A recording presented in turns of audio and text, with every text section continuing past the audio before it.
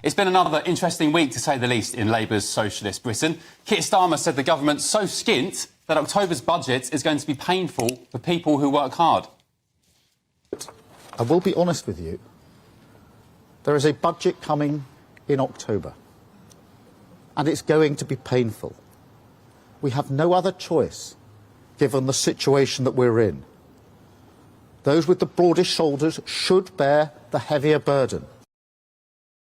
Call me naive, but instead of robbing hard-working British taxpayers to fill their coffers, why doesn't the government just address the most pressingly obvious financial issues first?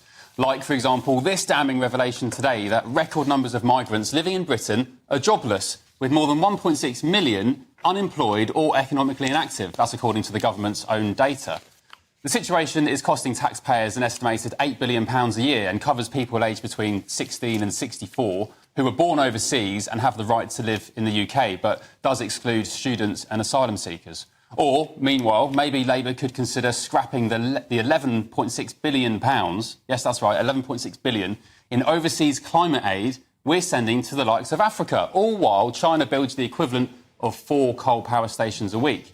Now, Ed Miliband says the money proves we're a global leader in fighting climate change, but when our total global emissions are around just 1% of the world's total, why should British taxpayers burden the load? Or maybe, to save even more money, we could perhaps relook at the Prime Minister's pledge to send £3 billion a year to Ukraine for as long as it takes. His words, not mine. Does that mean decades, Mr Starmer? Are we talking about an endless, bottomless pit of taxpayer money here? Or maybe, perhaps, the government should have thought again about splurging £14 billion on those public sector pay rises. Massive pay hikes for doctors, train drivers and every man and his dog. And astonishingly, I spotted this week that the government is paying for 5,000 empty hotel rooms night after night, just in case we get an even bigger surge of illegal migrants than we're already having. Listen to this astonishing revelation from Second Permanent Secretary Simon Ridley, who leads our migration and border system. It stunned MPs during a Public Accounts Select Committee meeting this week. Secondly, we're making sure we've got a buffer of as close to 5,000 beds as we can have, so that we've always got an outflow. So we're carrying a large number of empty beds in order to let us move people out. But then, crucially, sorry, can I just stop you there? So these 5,000 beds that you're keeping empty just in case, these are additional hotel beds, are they? In the southeast? Across the country. Just to be clear, they're hotel rooms. They're not Nightingale hospitals or barges, they're hotel rooms. They're hotel rooms with beds. You've got 5,000 beds available in case you have a huge number of people coming through Manston. So we've aimed to have a buffer there. It is less than that at the moment because an awful lot of people arrived over the weekend. You're paying for them all the time. You're not on standby. Not on a 48-hour standby. People came through. They're not on a 48-hour standby or anything. You're paying for them all the time in case. So we have got excess beds that we are paying for, that we can move people into immediately. So, sorry, you've got 5,000 beds you are paying for just in case you need them. Is that what you're telling me? It's fewer than that now, but we are keeping a buffer of hotel beds so that if people arrive, we can move people out of Manston and maintain the turning people around in 24 hours. OK, look, I was never that good at maths, but let's be generous and say each hotel room costs £50 a night. That's £250,000 a day on empty hotel rooms, or £91 million a year. Goodness me. Meanwhile, our towns are starting to resemble something akin to San Francisco. Homeless encampments are steadily growing in London, at least, like this one I've been watching week after week in mega-wealthy Park Lane. Now, if you don't know, Park Lane is perhaps the most expensive area in the country, let alone London. I drive past the tents every day. I'm in the capital. So today I took the opportunity to pop down there and try and speak to the occupants and find out exactly who they were. Sorry to bother you. Have you got 2 minutes for a quick chat? We just want to know if the government are doing enough to help you and get accommodation. Don't want to talk? Don't speak English. Are you getting help from government or nothing, brother? Nothing. Do you need help? Romania? Bulgaria. Bulgaria. Is the government helping you to get accommodation? No.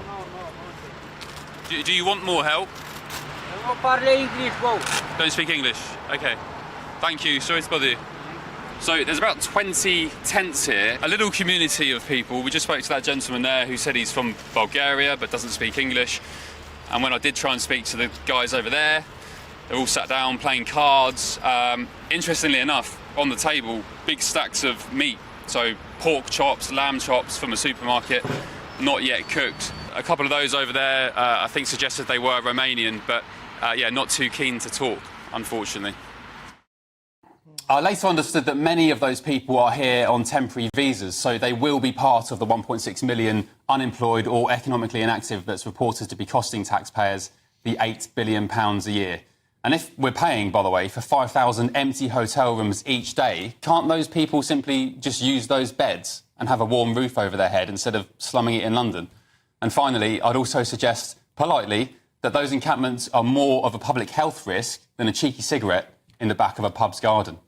Reaction now from broadcaster and lawyer Andrew Eborn, political analyst Dr Roger Gewolb and TV personality Precious Muir. Precious, I'll start with you. Good evening. Plenty of money to be saved by the Labour government, so why aren't they going after those who work the hardest?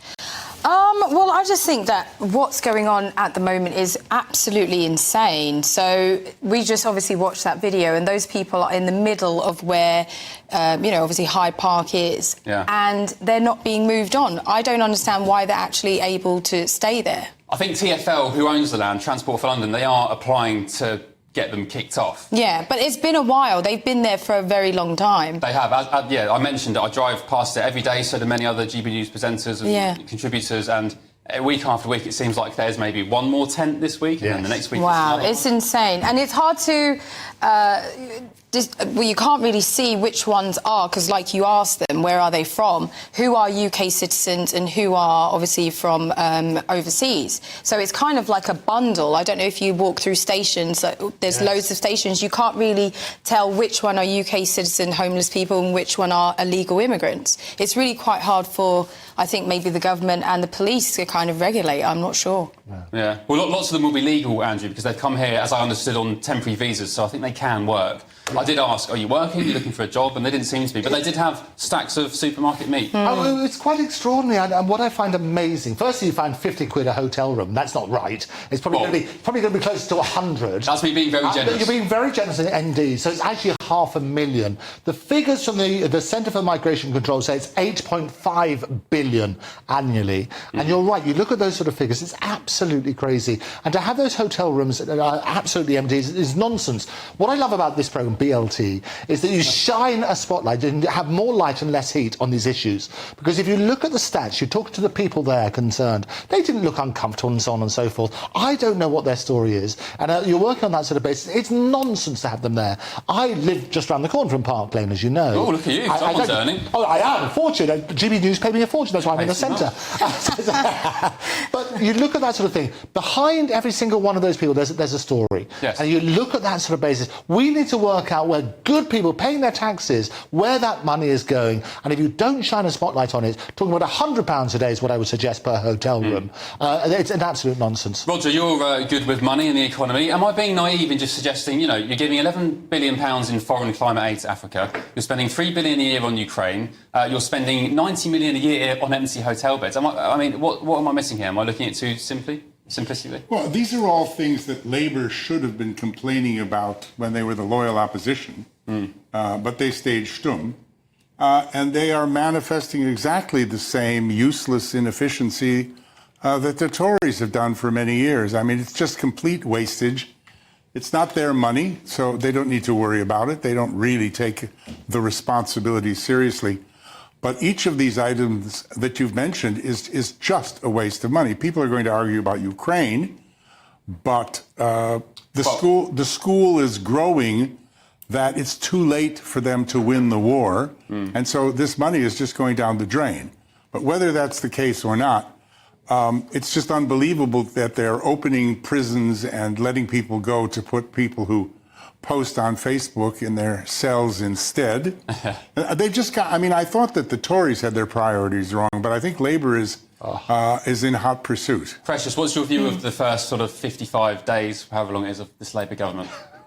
I mean, I'm not too, thrilled about it at all. I mean, it's not like they're doing any dramatic changes. They're more concerned about cigarettes than they are, women and children being quite hurt. dramatic. I mean, scrapping the winter fuel allowance, potentially upping capital gains tax in October to 45%. I mean, That's crazy. VAT on school fees. It's Starmageddon, as we predicted. I can guarantee people, the honeymoon period's already finished. I can guarantee we have an election today, Starmer would not get back in. Roger, do you agree with that sentiment? Well, yeah, I mean, only 20% of us elected them in the first place. It was really not Sunak more than voting for Labour. That's right. That caused this. Yeah. They've claimed it's a landslide victory. It's not. We're going to be speaking about Priti Patel in a moment. And I mean, I just don't think any of the contenders are qualified. If any of them had any real leadership qualities, they would have emerged while the Tories were in power and done something before their party was destroyed and the country along with it. Okay, well, look, as I said, maybe I'm just naive or silly with numbers, or, don't get it. But when we're sending 11 billion for overseas climate aid, you've got Ukraine, you've got empty hotel beds, how can you then, and also, by the way, splashing on public sector pay rises, how can you then complain there's a £20 billion black hole? I don't know.